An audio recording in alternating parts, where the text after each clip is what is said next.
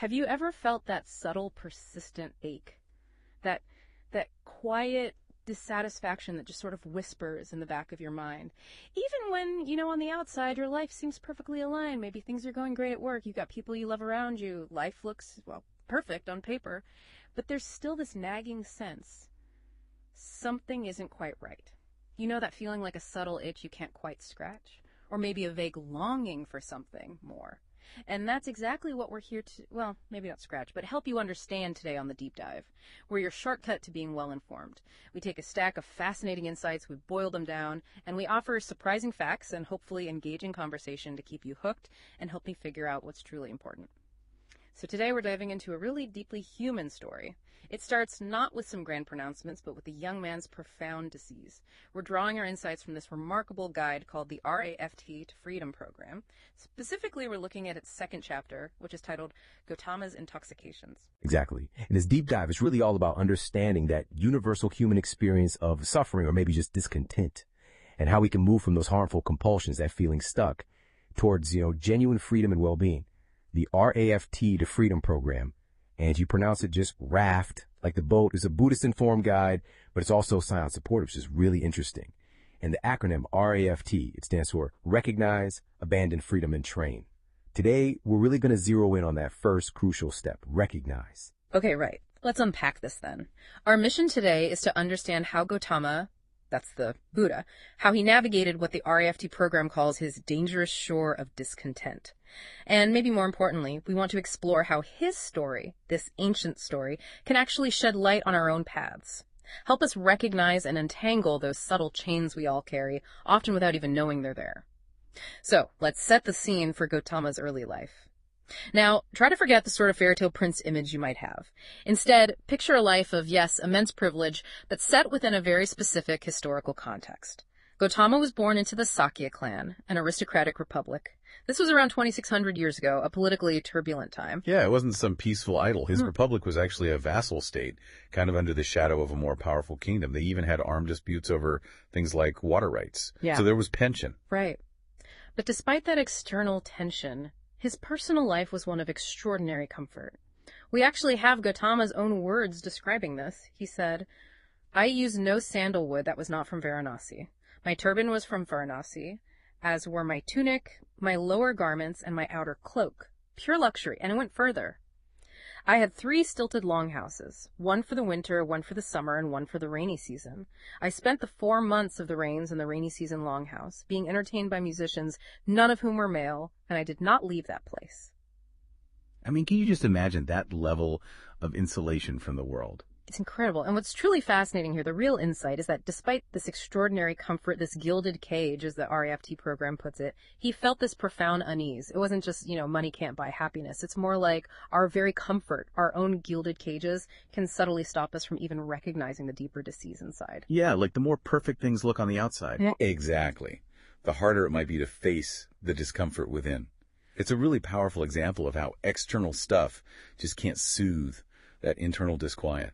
That gilded cage idea really lands. It makes me wonder, though, did Gotama have, external nudges, things that helped him see through it, or was it purely an internal thing that made him question everything? That's a great question. And while his internal process was obviously key, the Raft program does suggest that his encounters with the realities outside his palace walls, the famous foresights of aging, sickness, death, and a renunciate, were crucial triggers. He didn't just hear about them, he saw them. And that experience pierced the bubble, the illusion of his insulated life. And Gotama, he actually had a name for this denial, this unease that was there, despite the privilege. He called it intoxication. Intoxication. Okay. Yeah. He identified 3 main ones.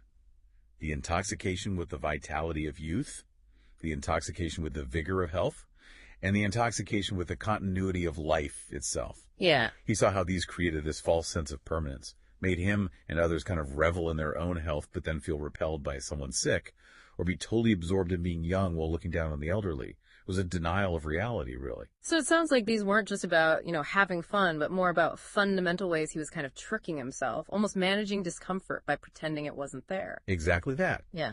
And it really makes you think, doesn't it, about our own lives. In what ways do we, maybe even subtly, get caught in similar patterns? Patterns of escape or, self-sabotage. It might not be 3 long houses, but maybe it's, I don't know, endlessly scrolling social media or that extra glass of wine. Things that become our modern longhouse, a temporary shield, but never a real solution. We build our own little walls. We do. We build these mental, sometimes even physical longhouses to keep the uncomfortable stuff out. But the unease, it often stays. And that growing unease, that sort of background hum of dissatisfaction, it's like that arrow you mentioned earlier. It drove Gotama to his next really unsettling realization. He put it so vividly, didn't he? He said, "An arrow here, so very hard to see, embedded in the heart.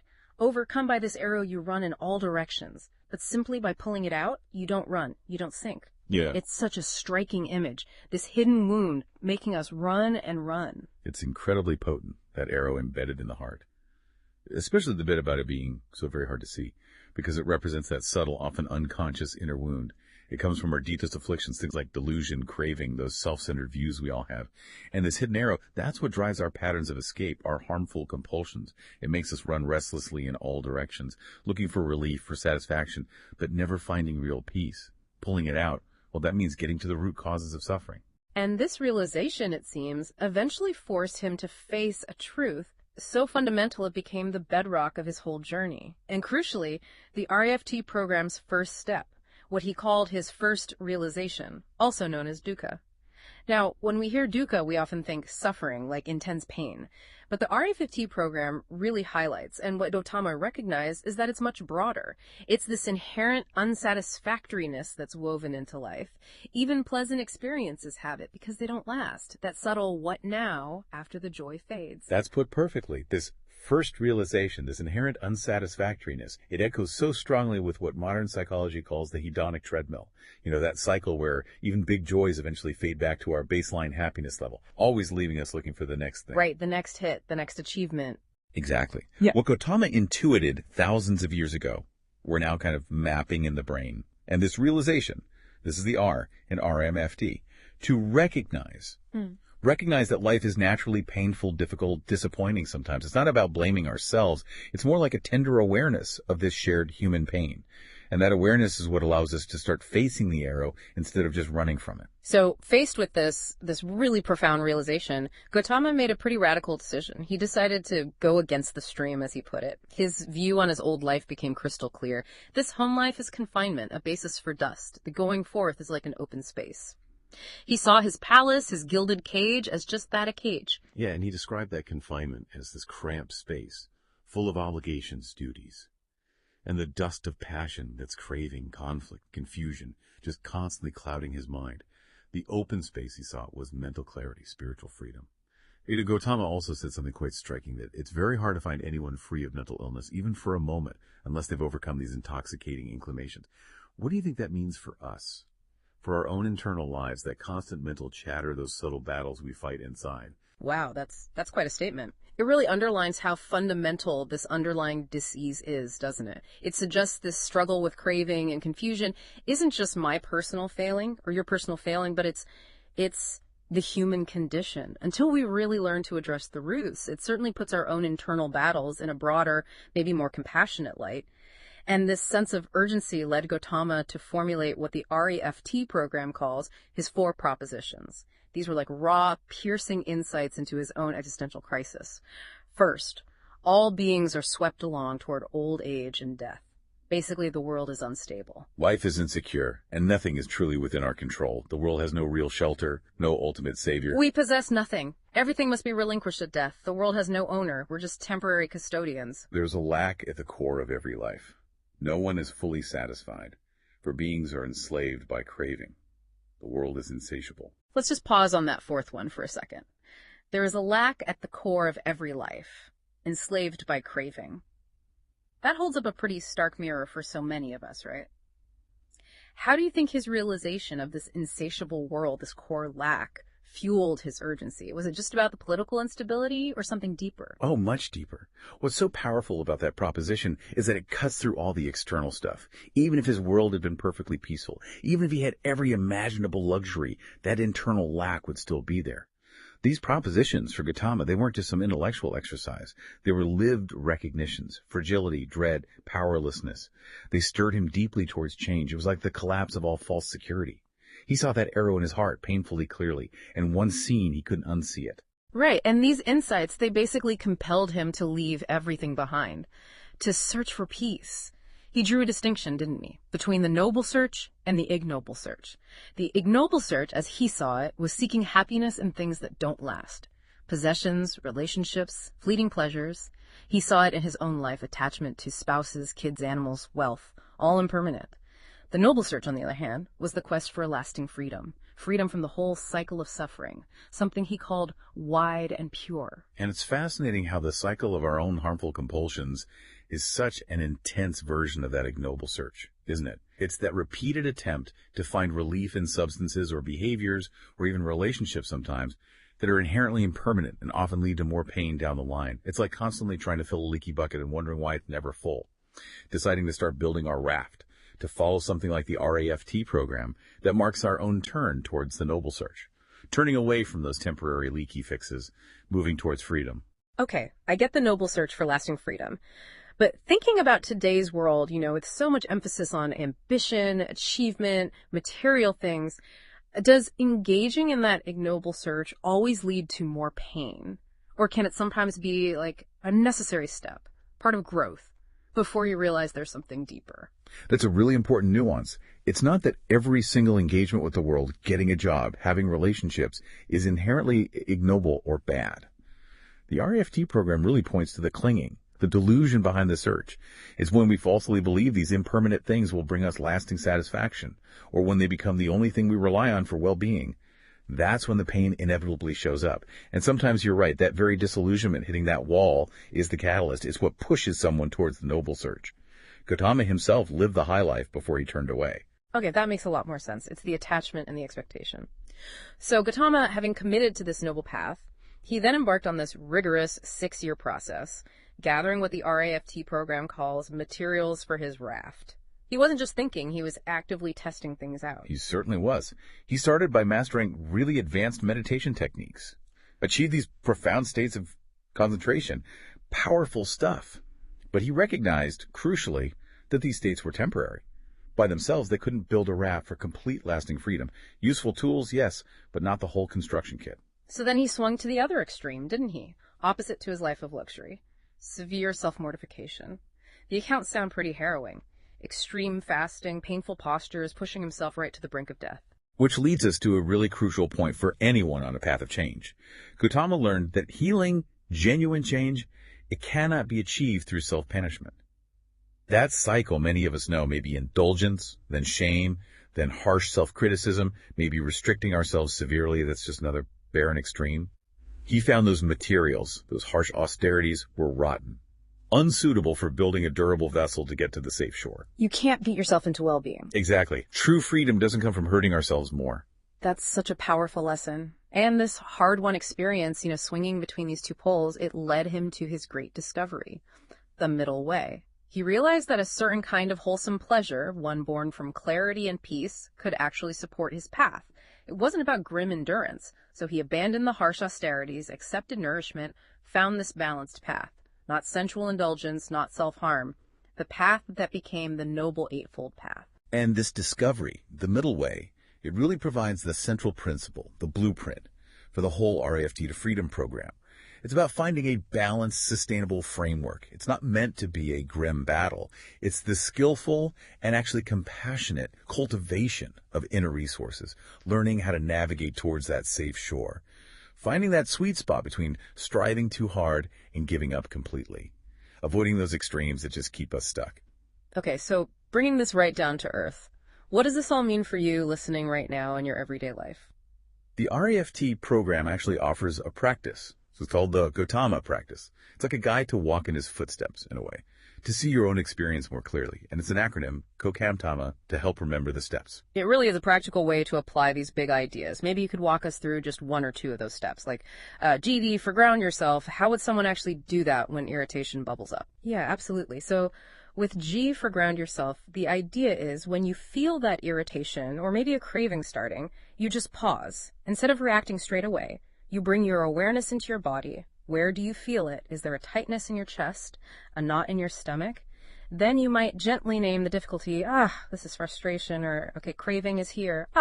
And then, crucially, you invite self-compassion, maybe just an internal phrase like, this is hard right now, let kindness be here. It's about creating that tiny bit of space before you react. That makes so much sense. Just introducing that pause, that moment of mindfulness and, importantly, self-compassion. Beautiful. And how about A for acknowledge the raw truth? That sounds quite deep. It is, but it's meant to be gentle. For this step, you pick one of Gotama's 4 propositions, maybe. The world is unstable, and you just hold it lightly in your mind, not like some grim pronouncement that everything's awful, but just acknowledging how its truth shows up in small ways in your day. Maybe plans changed unexpectedly. Maybe something you were counting on didn't work out. It's about tenderly noticing impermanence, instability, without judging it, just observing the reality of how things are. That's incredibly insightful. So it's not about wallowing, but cultivating that clear-eyed awareness, seeing things as they are, just like Gotama aimed to do.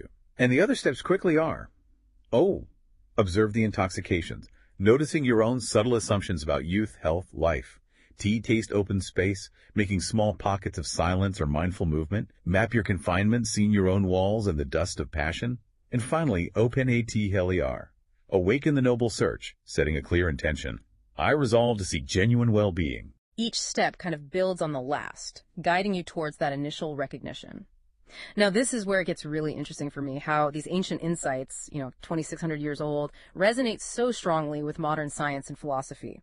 How specifically does Gotama's understanding of craving, for example, line up with what neuroscience tells us about the brain's reward system?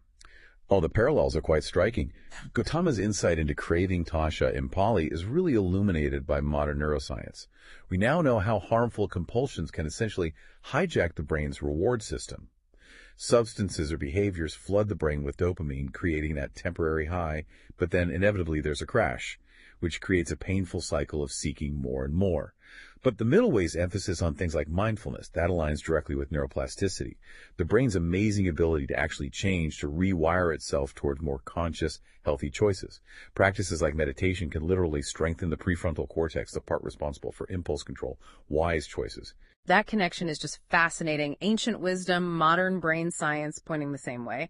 And what about psychology? How does Gotama's first realization connect there? Well, that first realization, recognizing the inherent pain, difficulties, disappointments of life, it powerfully parallels, as we touched on, the hedonic treadmill concept in psychology.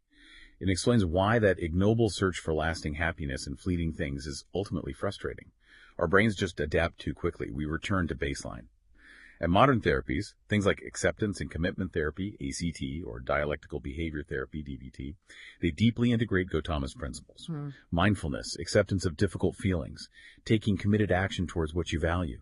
It reminds me of Carl Rogers, the psychologist who said, the curious paradox is that when I accept myself just as I am, then I can change.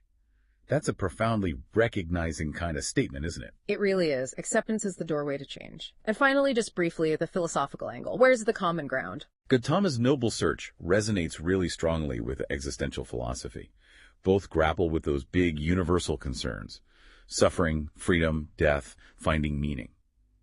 And both traditions recognize that confronting difficult realities, rather than trying to avoid them or numb them out, is actually the necessary catalyst for real growth and transformation. Facing life's fragility and finding meaning within it, not despite it. So this deep dive into Gotama's Intoxications, into Chapter 2 of the RAFT program, it really shows us something vital, I think. That deep dis-ease we sometimes feel, that nagging unease. It's not a sign that we're uniquely broken. It's actually a fundamental part of the human condition.